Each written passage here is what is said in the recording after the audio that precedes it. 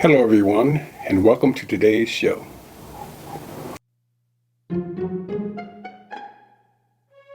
If you should awaken,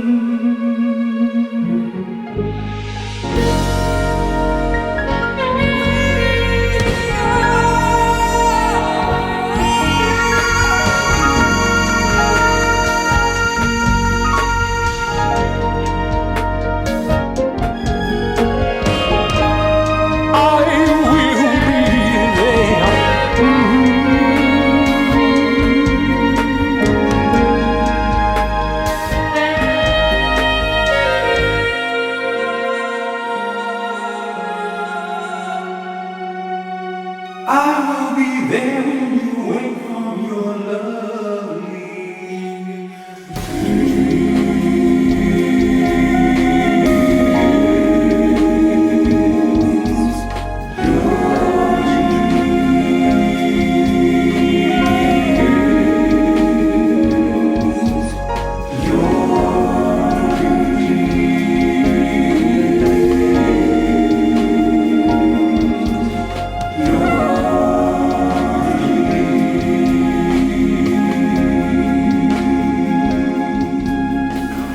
Welcome back. Well, we have a few new listeners to the program, so I'm going to go back just a little bit to explain to everybody exactly who I am and what I'm doing. I am the spiritualist, CURT Williams, which basically means, by definition, a person who believes and understands that his spirit is his primary aspect, meaning that our bodies are secondary. Our bodies are an avatar to represent our spirit. Our spirit lives forever. And so, as evidentiary, let me just explain one thing about the phenomenon of deja vu, for instance.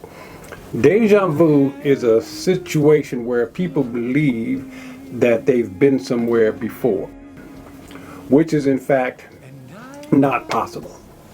It's not possible because in a linear universe, time has a beginning and an end, and it's ever flowing. Nothing is the same ever. The molecules, the molecular structures of everything is always in a different place from one moment to the next. So you could never have been somewhere before.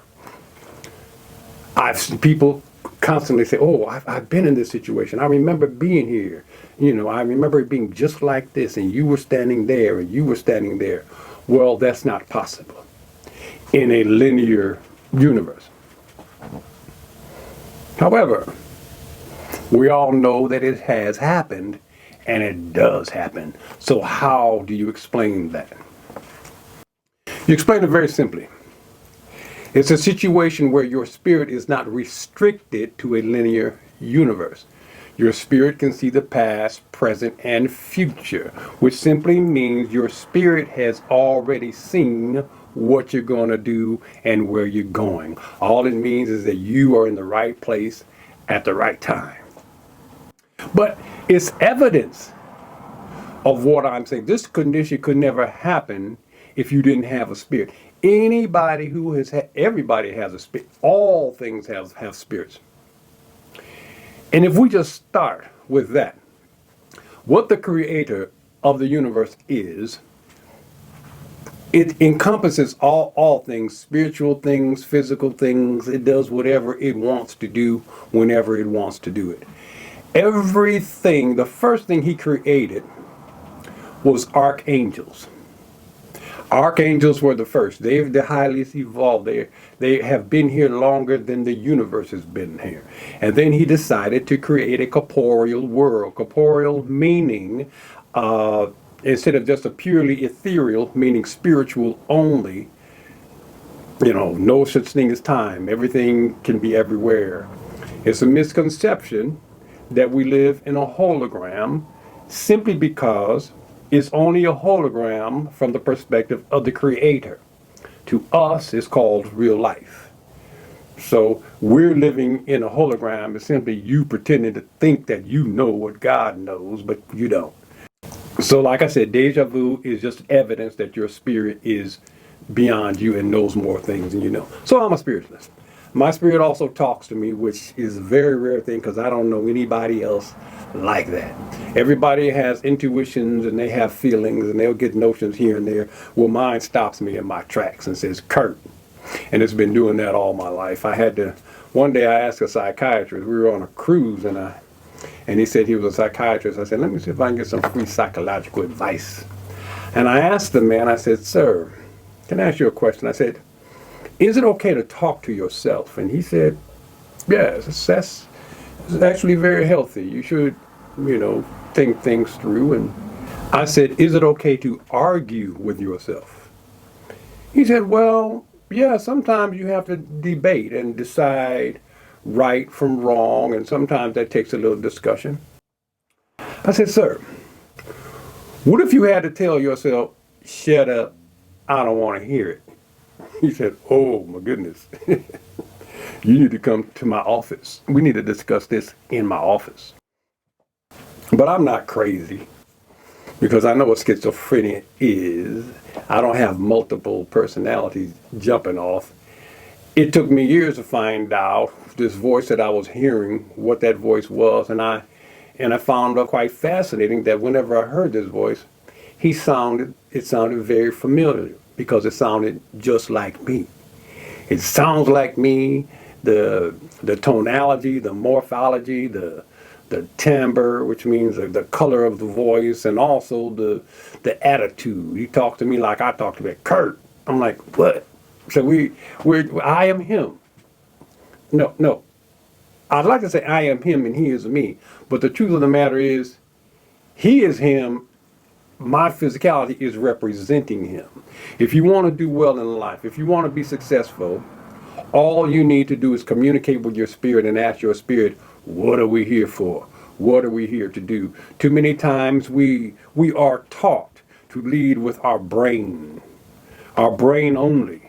And our brain does not know what your spirit knows. Your spirit is here. It has a mission. You're here for a reason. So in that mission, the reason that you're here is if you stick to that plan, you will be successful in life.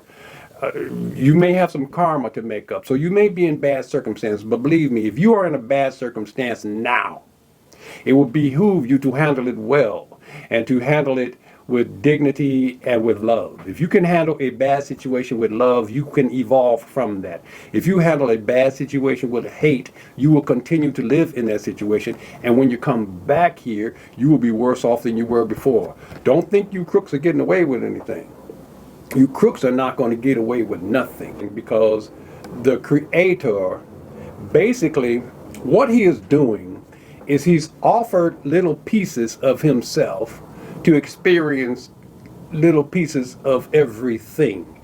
And the best way he could do it is put pieces of himself into biological units. And anything, plants, animals, even in minerals, put a little bit of spirit in there and see what it is like to be an amoeba, to be a zygote.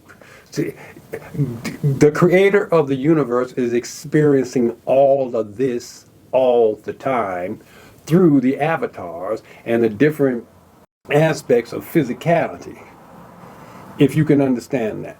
So every one of you is representing an idea to the Creator. He's just there seeing what you're going to do, even though he already knows what you're going to do, because he is, of course, not restricted to time. But even so, knowing, there's one thing to know what somebody's going to do, but it's something else to actually feel what they're going through, and that's what he's doing. A lot of people ask the question, what would you rather have, the destination or the journey? Well, what the Creator is doing, he's on the journey through everyone. He already knows what the destination is. So he's just experiencing the journey. You see, so in this whole thing, one of my biggest problems was a heaven and hell thing, because I understand what the Creator is, and if the Creator is everything and everywhere, then that means he's also in hell. The concept of hell is just the Bible is a tool to control the minds of people. First of all, you don't need a book of Revelations to know what's going to happen when you put a bunch of different people who are not connected to their spirit and using their brain and put them in a capitalistic society where there's selfishness, greed, and hunger and all these. You already know what's going to happen. There's going to be war. There's going to be famine. It's going to be difficulties, and that's why we have it. My whole thing is simply this: me understanding what the Creator is, and I know He doesn't work like that. The haves and the have-nots. You are rewarded here, and you are penalized here. But the penalty is massive. The penalty means that you will suffer and burn in the pit of hell forever. Whoever came up with that one, I know who it was. It was Lucifer. Lucifer did that. And the reason that he did that was because he created this place. The Creator knew he was going to do it when Lucifer was created, but he let him do it anyway because Lucifer is not a threat to the Creator. We also know that this whole universe is controlled with a computer system. Computers, AI. Understand this, that there's nothing in this world that will ever be created that the Creator has not already created. He created AI before there was. Basically, he did that because he knew he had to know where every molecule was at every second. How else would you do that without a quantum computer? Quantum computer is simply a computer that puts information on the molecular level. We know that we have discovered the ability to do that. We are able now to create quantum computers, which means that our computers can now put information on a molecule. So if we can do that, then you know the Creator of the universe is putting information on things even smaller than a molecule. But wait, before I get too deep into this, let me introduce our next chapter, because this chapter is very interesting, of the book. You know, like people who are new, I'm the author of the book Ungodly Gods, and it tells the whole story about the creation of mankind, the creation of the universe. As a spiritualist, I was led to do this. My spirit said, okay, go here and look, and go here and look, go here. I had to go through 40 Bibles to find out some kind of continuity there. You're not going to get it in the King James because the King James is limited. There is no book that can explain the whole thing. Mine comes very close because my book did not come from my brain. I'll tell you how mine happened after we check out this chapter called Kidnap. We'll be right back. Chapter 43. Kidnapped. After waiting a few moments, Osiris cheerfully volunteered to enter the chest and cooperate out of respect for the queen, who herself was masked with a veil. Once Osiris laid slowly down into the object, he seemed impressed by the exacting fit, as the few Egyptians that were in attendance stood unimpressed at the sight of it all. Suddenly several of the Ethiopian so-called servants turned into warriors as they turned the chest into a coffin, shutting Osiris within, clapping and locking it like a trunk. The veil that had hidden the face of the queen fell to the floor as he too revealed himself as a warrior. Any attempt to free Osiris was futile, as the guards were indeed outnumbered and outweaponed, as Osiris was now aware of the dangerous situation that he found himself in. The Egyptian guards were immediately slaughtered into pieces as Set appeared out of nowhere wielding his sword upon the few Egyptians that heroically remained. Nephthys and Isis were then locked away into a small room down the hall adjacent to the ballroom. They would remain there until word of the kidnapping had reached the pyramid priest that had been given the day off. Out of a side entrance went the Ethiopian warriors, and the coffin with Osiris tumbling about within, with no regard for his comfort. The coffin was then hurried onto an ox cart, and carried away down a narrow path towards the Nile River. Once the coffin reached the Nile, Set could not resist the chance to yet again began slicing the body of his much-hated brother, this time sure to make any attempt to reconstruct an inconceivable impossibility, even if they were to find all the body parts. All the pieces of the core were then slammed back into the coffin, as massive amounts of blood plasma covered the sands and the warriors as well. The chest was then hurried down the Nile, then out to sea before the king's army had any chance to assist in the matter, rushing toward the city of Byblos. It is said that a tree rapidly grew around the chest, and the king of Byblos had the tree cut down, then made a pillar out of it. Once news came of the final resting place of the coffin, Isis pleaded to her father Thoth, as she cried out, Do something, anything. Thoth immediately hurried to the city, and once there he was led to the place where the coffin lied, asking them to leave him for a moment to pray to the sun god Ra, for the spirit of the king. Once all left the room where the coffin lied, Thoth then opened the coffin to expose the scattered body parts. Thoth was hurriedly in search of the center torso in hope of finding whatever could be salvaged from the gens of the genitalia. Impressively, the seed-bearing glands were quickly found by Thoth in a manner only he could have managed. In a small glass vase, Thoth managed to collect a considerable amount of spermatozoa from the core. Prepare Isis at the medical facility. Thoth then rushed the royal bounty back to the palace, using one of the swifter vessels to travel the distance, as time was indeed a factor. Thoth was somehow able to communicate ahead, explaining that Isis was to be made ready for surgery immediately upon his arrival. Doctor, Isis is ready. Thoth then landed, then hurried into the palace emergency surgical facility to find Isis waiting in great anticipation, not knowing or caring of the procedure ahead. She knew that Thoth was doing everything possible that could be done, if not for Osiris, for her, as she laid still, trusting whatever Thoth was doing under the sheets that had been veiled to conceal the procedure. She felt some pressure and discomfort as Thoth worked steadfast for more than an hour. Then, just as fast as he started, he stopped, throwing a towel off to the side, seemingly in relief. We're done.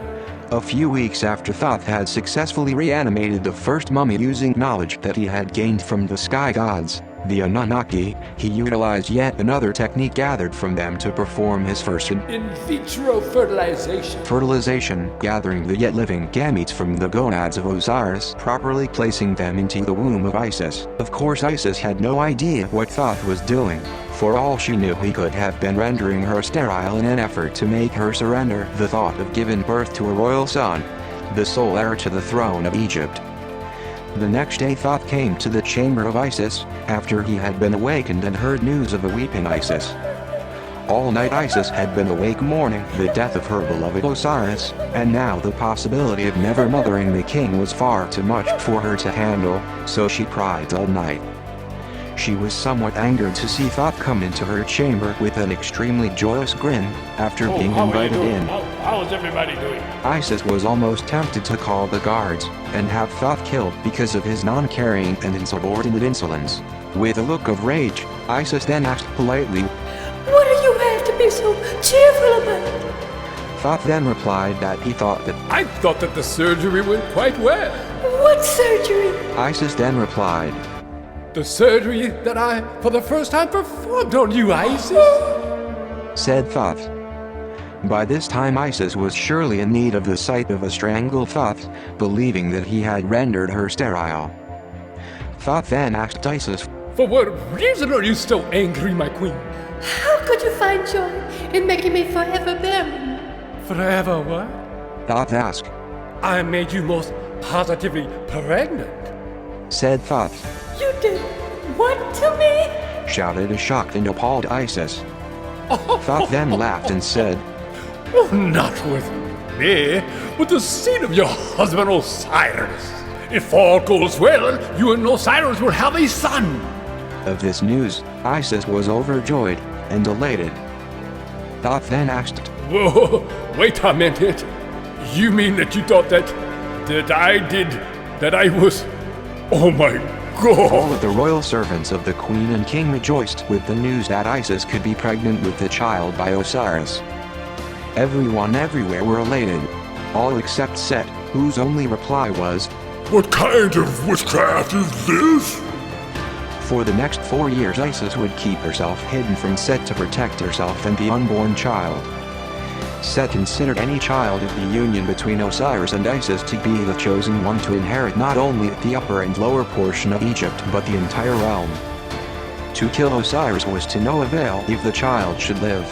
His destruction paramount. Set searched the region high and low while Isis was hidden deep in a place near the Nile Delta called Akviti. meaning papyrus thicket of the king of Lower Egypt near the city of Budo. There she would find refuge for the time to give birth to the next great leader of the world. It is there that would come to be remembered as the nest of Horus. God would maintain security for Isis, for he knew that his secret grandchild would someday avenge the death of his father by killing his uncle, thus inheriting the throne of Egypt. Subscribe and push the like button. Welcome back, and I hope you enjoyed that. I was explaining to you how my brain worked. I grew up in church like everybody else, but I had too many questions because I could not reconcile the many paradoxes within the Bible, the good and evil. They once had a TV show on called The Bible, and I tried to watch it, and there was so much barbarism. They were cutting off heads, and I couldn't even watch a movie about the Bible. It was so evil and rotten. It cringed me to be taught Bible things, although I was raised. And what bothered me the most is what they're teaching now, biblically, was the same thing I was taught when I worked with my grandmother, who was a child evangelist. And I went to child evangelist school with her since I was from the age of 3 to 6 when I started elementary school. 5, 6.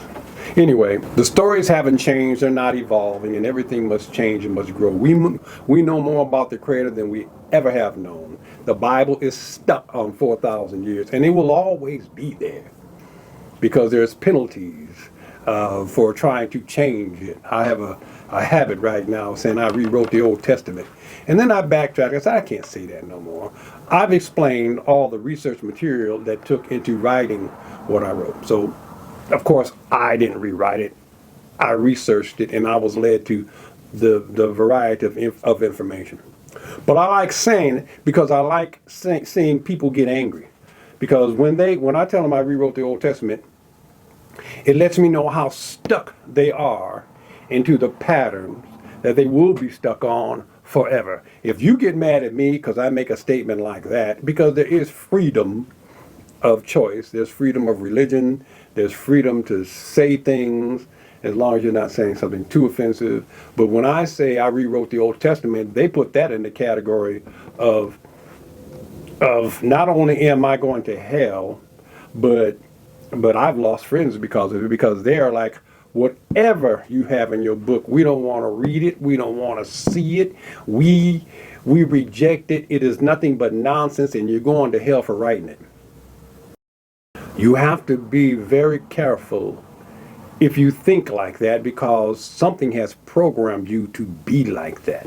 And if you could be like that, you will reject things like ethnicities and all kinds of racism and all the negative paradoxes that a loving God is supposed to represent. You will become.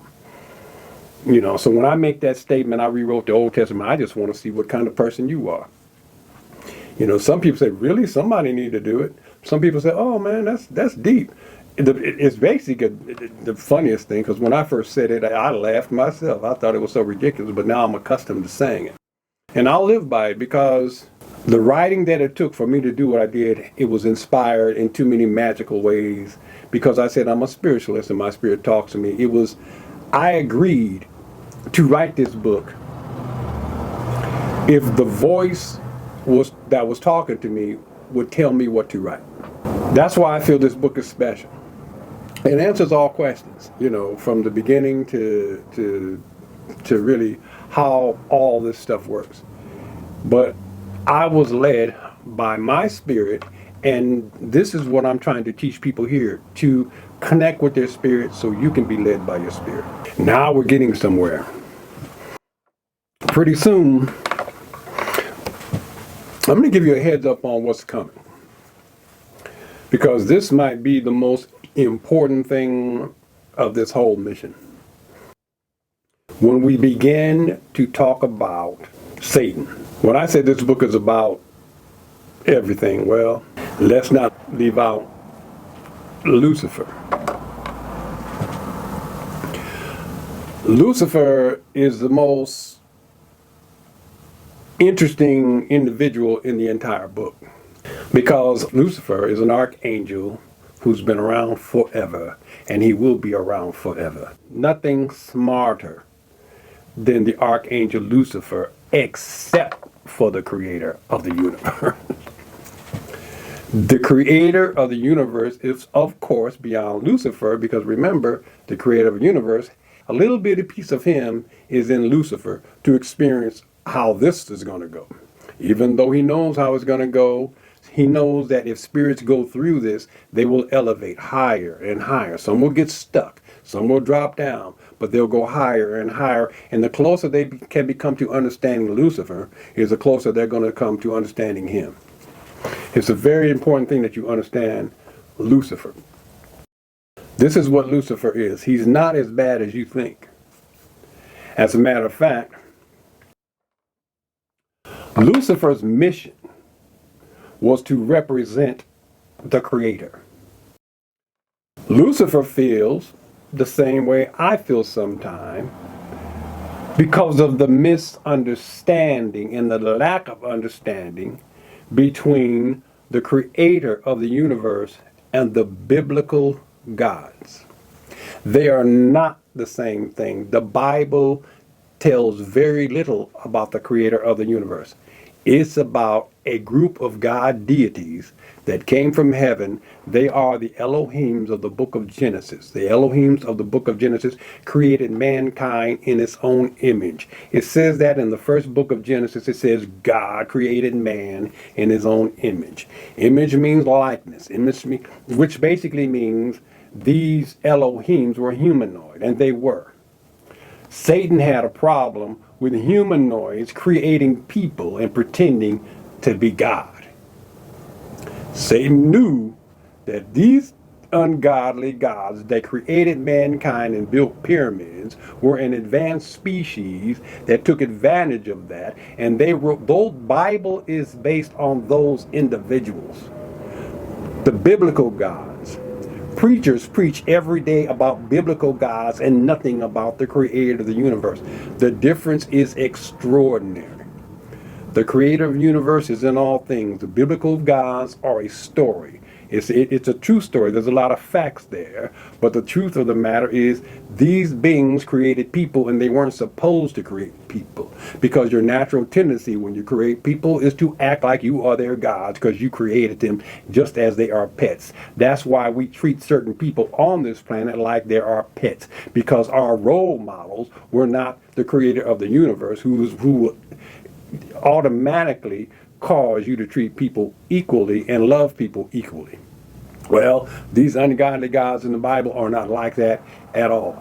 Lucifer's problem is with them, not with the creator of the universe. Its battle is, hey, if you clowns can be gods, I want to be one too. The main god deity was, as we call him here, is Jehovah. Some people call him Anu, of the Anunnaki. You know, the father of Enlil. Enlil and Yahweh is the same person. They have a son named Enki. Enki is the one who created human beings, the grandfather of Noah. These stories are all in my book, and all you need to do is do research and stop listening to the preachers, because the preachers don't even know this stuff. So anyway, what you have here is a situation where Lucifer got mad at them because they were pretending to be God, who is the creator of the universe. Lucifer said, I am created by the fire of the universe. You made human beings out of some clay. And so basically, he said, if you guys can be a god, I want to be one too. And basically, Jehovah refused. It was conditional, and Lucifer decided he didn't want to be under those conditions. So Lucifer basically said, okay, I'll tell you what, I know how to take over the whole thing. And that's what he did. So we'll get into that story in about 4 or 5 more chapters, because it is interesting as hell. But anyway, thank you for coming today. And I love everybody. And for all you new listeners, keep coming back and go back and listen to some of the older chapters, because, like I said, the book really explains everything, why we're here, where we're going, and everything. And it's not as bad as you think. Existence is magnificent. The creator is magnificent, and everything will come together for the good, and you will find that out by the time we get to chapter 70. Thank you for coming. Bye-bye. I'll be there for your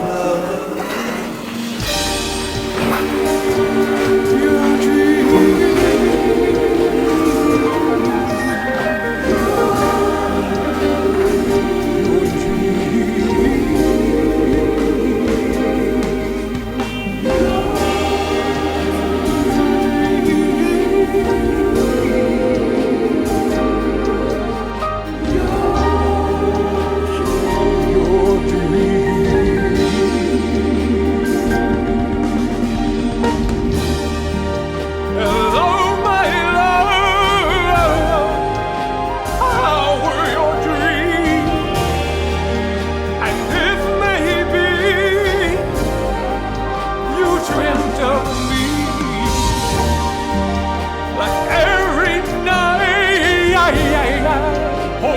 pillow tight, and I think of you.